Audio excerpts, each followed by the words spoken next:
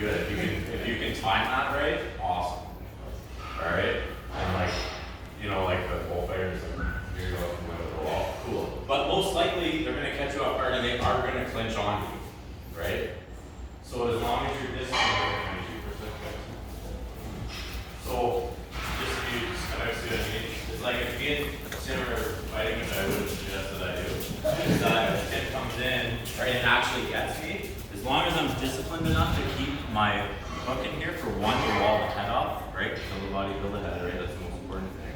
Is that once I have that, where his body position is, I would have to go to an overhook, right?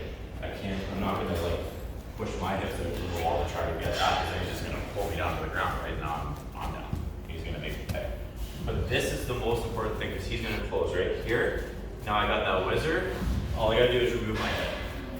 He's in a world of hurt right here, right? Yeah, from his head, but I can come right up that alley and just start feeding his teeth, all right? And I'm back here. Then I can go into this, smash, whatever, right? Like I can do all that stuff. So the principle doesn't mean like, yeah, if it comes in and I see it, I'm like, whoa, see you later, like wing it. But it probably won't happen. So you're giving yourself a disservice doing it that way. Allow your partner to get that hold on you. Bullshit. Right? So now if I've caught him and I'm stuck, right, it's all good as long as I just work my hip in. Because that framework has stopped.